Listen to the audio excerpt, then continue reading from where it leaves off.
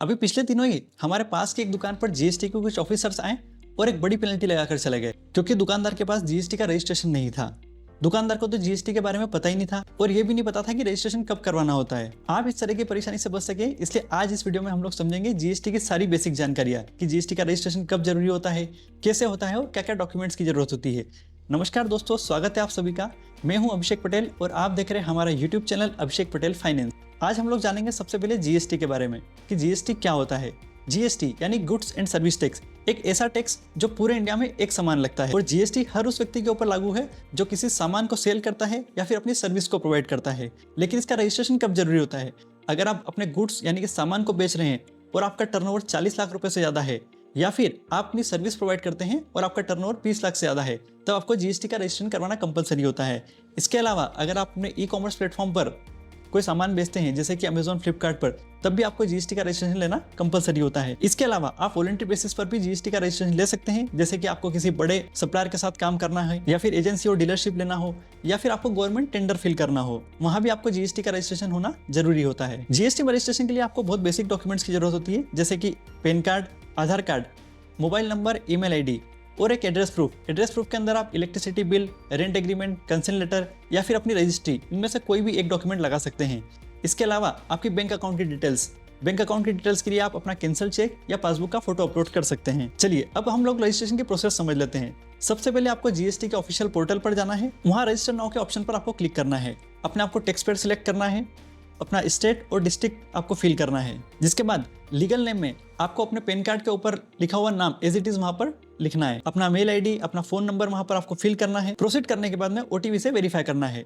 Verification होते ही आपको एक टीआरएन यानी कि टेम्परेरी रेफरेंस नंबर मिल जाएगा। अब वापस से रजिस्टर पे ऑप्शन पर जाएंगे। यहाँ अपना टीआरएन नंबर डालने के बाद में ओटीपी से वेरीफाई करेंगे और आप देखेंगे कि आपका एप्लीकेशन वहां पर ड्राफ्ट में रखा हुआ है। अब हम अपना एप्लीकेशन फॉर्म भरना स्टार्ट करेंगे। सबसे पहले अपने बिजनेस की बेसिक डिटेल्स उसके अंदर डालना है, जैसे कि बिजनेस का नाम, बिजनेस किस कैटेगरी का है, मैन्युफैक्चर है, सप्लायर है या फिर सर्विस प्रोवाइडर है। रजिस्ट्रेशन के लिए आपसे रीजन पूछेगा, वहां पर आप वॉलंटरी बेसिस सिलेक्ट कर सकते हैं। यहाँ पर आपको एक ऑप्शन दिखा है कंपोजिशन स्कीम का। जीएसटी में दो टाइप के रजिस्ट्रेशन होते हैं, रेगुलर और कंपोजिशन। रेगुलर के अंदर आपको हर महीने रिटर्न फाइल करना होता है और कंपोजिशन के अंदर आपको 3 महीने में एक बार रिटर्न फाइल करना होता है। रेगुलर स्कीम के अंदर आपको जीएसटी के रेट के अकॉर्डिंग टैक्स भरना होता है और कंपोजिशन में आपको अपने टर्नओवर का 1% टैक्स के रूप में जमा करना होता है। अगर आपका बिजनेस का टर्नओवर सालाना 1.5 करोड़ रुपए से कम है तो आप कंपोजिशन के लिए ऑप्ट कर सकते हैं। ये सारी जानकारियां भरने के बाद में नेक्स्ट पेज पर प्रमोटर्स की डिटेल फिल करनी है, जहां आपको अपना नाम, एड्रेस, मोबाइल नंबर, ये सारी जानकारियां भरनी है। वहां आपको नीचे प्राइमरी ऑथोराइज सिग्नेटरी का ऑप्शन दिखा है, जिसे यस कर देना है। कई लोग इसे करना भूल जाते हैं। अब अगला पेज है प्रिंसिपल पेज ऑफ बिजनेस, जहां आपको अपने बिजनेस एड्रेस की जानकारी देनी है।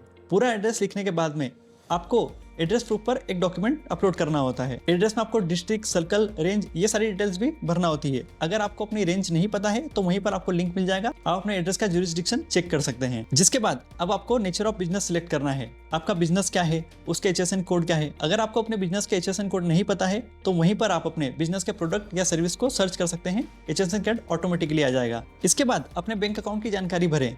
बैंक अकाउंट के प्रूफ के लिए आप कैंसिल चेक या फिर अपने पासबुक का एक फोटो भी अपलोड कर सकते हैं।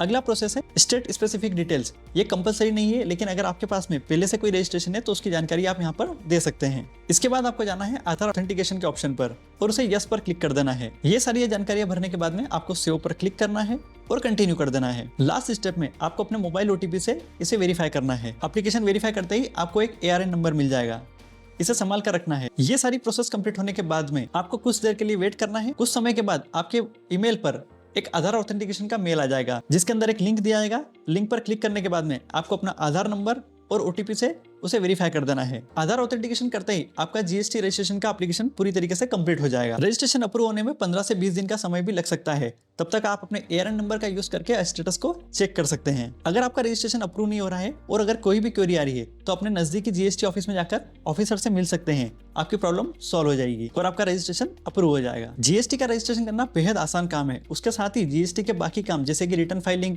यह भी बहुत आसान प्रोसेस होती है। अगर आप जीएसटी की रिटर्न फाइलिंग और बाकी के काम बेसिक से लेकर एडवांस तक सीखना चाहते हैं तो हम आपके लिए लेकर के आए हैं जीएसटी का मास्टरी कोर्स, जहां आपको बेसिक से लेकर एडवांस तक सारी चीजें लाइव प्रैक्टिकल फाइलिंग के साथ सिखाई जाएगी। अगर आप हमारा कोर्स ज्वाइन करना चाहते हैं तो लिंक डिस्क्रिप्शन बॉक्स में दी हुई है और अभी इनरोल करने पर कुछ लिमिटेड सीट्स को 50% का डिस्काउंट मिलने वाला है। तो देर किस बात की, अभी इनरोल कीजिए। अगर आपको ये वीडियो अच्छा लगा हो तो इसे लाइक कीजिए दोस्तों के साथ शेयर कीजिए और हमारे चैनल अभिषेक पटेल फाइनेंस को सब्सक्राइब करना ना भूलें, क्योंकि हम सिर्फ आपके फायदे की बात करते हैं। मिलते हैं अगले वीडियो में, तब तक के लिए नमस्कार।